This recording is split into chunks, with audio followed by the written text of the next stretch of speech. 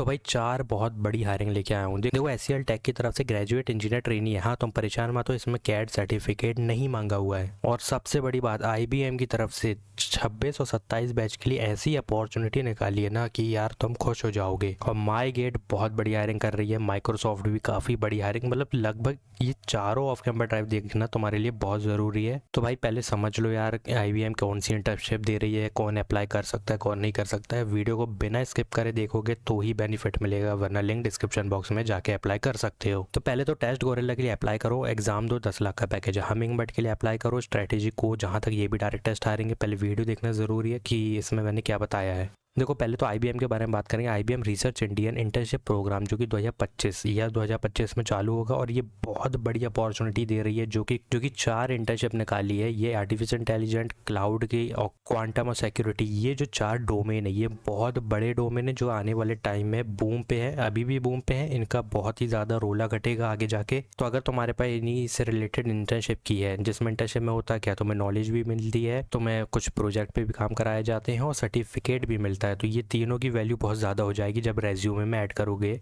तो बहुत बेनिफिट मिलेगा। करना कुछ नहीं है, उसके बारे में हम बाद में बात करेंगे। अप्लाई कैसे करना है, क्राइटेरिया बस समझ लो कि 26-27 बैच के लिए होने वाली है। 24-25 वाले अप्लाई नहीं कर सकते। पीएचडी स्टूडेंट, ग्रेजुएशन या does not matter as long as they remain registered student at recognised university और for the entire duration of the internship.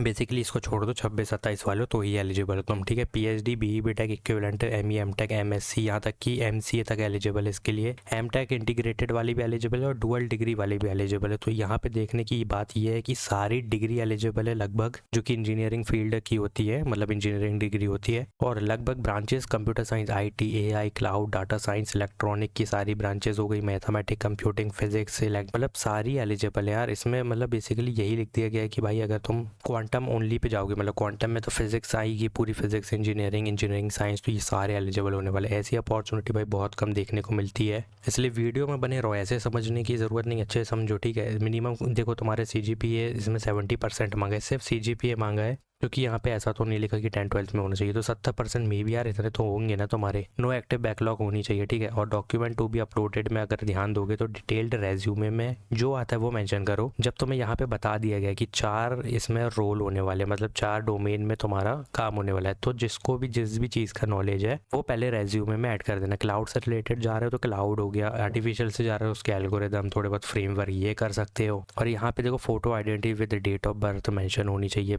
मतलब Aadhaar card, PAN card, passport verification में लगेगा, 10-12 की मार्कशीट लगेगी, फोटो पासपोर्ट साइज लगेगी। और basically यहाँ पे ओरिजिनल ग्रेजुएशन मार्कशीट मांगी हुई है। देखो बात यह है, या तो तुम अलग अलग मार्कशीट दे सकते हो, जो कि मतलब मार्कशीट मतलब तुम्हारी first sem, second same, third same, तो ये तो तुम दे सकते हो, क्योंकि अभी तो ग्रेजुएशन बाकी है ना तुम्हारा, तो ना तो प्रोविजनल होगी ना तो ओरिजिनल डिग्री, और वैसे भी कहाँ से होगी, जब कंप्लीट होगा तब मिलेगी। तो अपनी ओरिजिनल सेमेस्टर की मार्कशीट दो, जितने सेमेस्टर हुए हैं सारे अच्छे से क्लिक करना, क्लियर क्वालिटी में देना सारी चीज़ें, ठीक है। इतनी बड़ी अपॉर्चुनिटी छोड़ना नहीं है। सारे स्टेजेस एलिमिनेशन राउंड है बोला जा रहा है यहाँ पे। Kindly read the eligibility criteria through out. तो देखो यहाँ पे बेसिकली हो क्या रहा है, जो एलिजिबिलिटी क्राइटेरिया को फॉलो करेगा वो शॉर्टलिस्ट होगा। एलिजिबिलिटी क्राइटेरिया क्या है, 70% मिनिमम, और यहाँ पे ईयर, बैच, डिग्री, ये सब होनी चाहिए, बस इतना काफ़ी है तुम्हारे लिए। ये अगर फॉलो कर लिए तो शॉर्टलिस्ट हो जाओगे। और candidate involve in any kind of male practice will be black listed हो जाओगे। मतलब आईबीएम का एक असेसमेंट इंटरव्यू होगा जिसमें कि तुम्हारी इंटर्नशिप लग रही है ना, तो असेसमेंट इंटरव्यू में कोई भी ऐसा काम मत करना जिससे पकड़े जाओ। देखो चीटिंग करो, जो कि करना ही पड़ेगी तुम्हें, ऑनलाइन हो रहा है,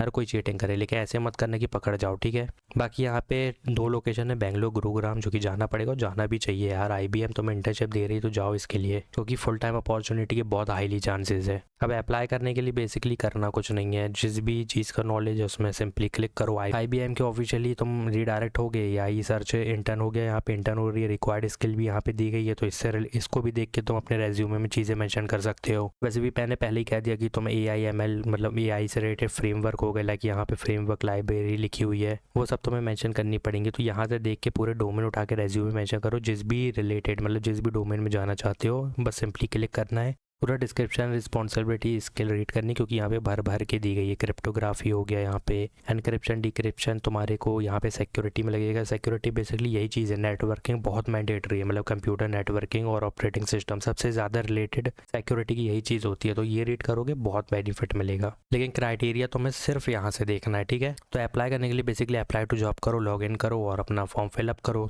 26-27 वालों के लिए one of the great opportunity है जो अभी तक यूट्यूब में कहीं नहीं मिलेगी। नेक्स्ट हायरिंग मेरे दरवाजे की तरफ से, जिसका नाम है माई गेट। तो यहाँ पे एएसई रोल के लिए हायरिंग हो रही है। ये मुझे बड़ी हायरिंग देखने को मिल रही है, क्योंकि काफ़ी लोगों को इसके लिए रिवर्ट बैक मिलेगा जो शॉर्टलिस्ट हो जाएगा, क्योंकि बेसिकली इसमें 0 से 1 ईयर तक एक्सपीरियंस मांगा है। 24, 23, 22 बैच एलिजिबल होने वाले हैं और यहाँ के हिसाब से 21 बैच भी एलिजिबल होने वाला है। तो हम क्या करेंगे, 21 से 24 वाले जितने सारे एलिजिबल एएसई रोल में बेसिकली फ्रंट एंड पे ज़्यादा फोकस किया गया है, जो कि bachelor degree computer science, B BTech BSc BC eligible है। जावा प्रोग्रामिंग आनी चाहिए, एंड्रॉइड का नॉलेज अच्छी बात है, लेकिन रेस्टफुल एपीआई, बैकएंड का नॉलेज और गिटहब हो गया, फ्रंट एंड की कोई भी एक टेक्नोलॉजी वो तुम्हें आना चाहिए, जो कि यहाँ लिखी नहीं है बट तुम्हें आना ही चाहिए, क्योंकि यहाँ फ्रंट एंड बेसिकली मेंशन किया गया अच्छे से, क्योंकि तुम्हारा एंड्रॉइड डेवलपर से रिलेटेड काम है, इसलिए वहाँ जावा मांगी। अब मैं कह रहा हूँ जावा के साथ एंगुलर कर लो या तो रिएक्ट कर लो और स्प्रिंग बूट कर लो बैकएंड सर्विसेज के लिए, क्योंकि रेस्टफुल एपीआई तो तुम यूज़ करें। देखो इतना डिटेल में लिखी नहीं होती चीज़ें, लेकिन अगर यहाँ पे बैकएंड सर्विसेज लिखी हुई है तो भाई कुछ चीज़ें सीखो। एंड्रॉइड डेवलपर के लिए शायद, मुझे इतना नहीं पता क्योंकि मैं जावा वाला नहीं हूँ, लेकिन तुम स्प्रिंग बूट शायद करोगे तो बैकएंड में तो वो काम आएगा ही। बेसिकली रीड करना है, मेंशन करना है रेज्यूमे में। बाकी यहाँ पे थोड़ी बहुत चीज़ें रीड कर लो क्या मिलेगा, और कंपनी के बारे में रीड कर सकते हो। 2016 की कंपनी है। बेसिकली भाई बहुत बढ़िया हायरिंग है। अप्लाई फॉर द जॉब पे सिंपली क्लिक करना है, अपना लॉग इन करना है, साइन अप करना है। लिंक्डइन से मत करना, गूगल से करना तो ज़्यादा ठीक रहेगा, वरना कर सकते हो लिंक्डइन से, ऐसा कुछ नहीं है। तो भाई अप्लाई करो यार। ये 11 तारीख को पोस्ट की गई है, अभी तक ओपन है, लेकिन मुझे नहीं लगता ज़्यादा टाइम ओपन रहेगी। क्यों ओपन नहीं रहेगी मैं बताता हूँ इसका रीज़न। अब देखो मेरे जितने सब्सक्राइबर वो वीडियोस देखते हैं, बहुत सारे लोग वीडियो देखेंगे,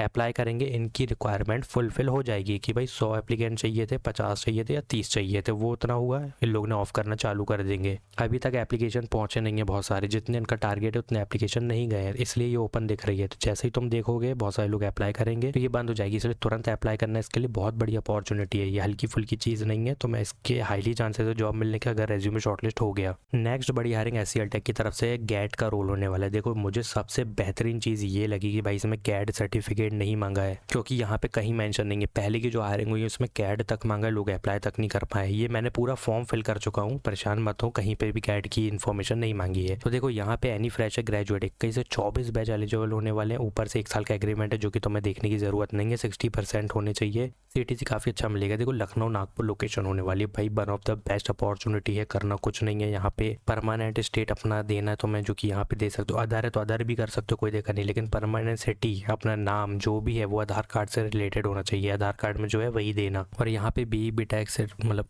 देख लो यार, B BTech BSc BCA BVoc BCom BBA BA सारे एलिजिबल हैं इसके लिए। और यहाँ पर भी देखोगे तो परसेंटेज वगैरह मांगा हुआ है, 21 से 24 बैच एलिजिबल है। बस जैसे ही तुम यहाँ पे यस करोगे, मतलब तुमने सारे क्राइटेरिया मतलब पूरा रीड कर लिया इन्फॉर्मेशन, जैसे यस करोगे सबमिट करोगे, इसके बाद दूसरा पेज ओपन नहीं होगा, ये डायरेक्ट सबमिट हो जाएगा। यहाँ पे कोई कैड वगैरह नहीं मांगा हुआ है, क्योंकि ये गैट का रोल होने वाला है। लेकिन मैंने गैट तक के रोल में भाई कैड वाला देखा है, एक बार मेंशन था। सॉफ्टवेयर इंजीनियर में तो होता है एचसीएल टेक में, लेकिन ये जल्दी अप्लाई करना है, इसके लिए कभी भी ऑफ हो जाएगी। नेक्स्ट बड़ी हायरिंग माइक्रोसॉफ्ट की तरफ से software engineer role Hyderabad location में किया जा रहा है। और अगर यहाँ देखोगे तो भाई bachelor degree computer science IT software engineering से मांगी है, कोई भी एक प्रोग्रामिंग से, object oriented plus data structure, बहुत ही इंटरमीडिएट आना चाहिए, बेसिक तो नहीं कहूँगा मैं, इंटरमीडिएट तो आना ही चाहिए।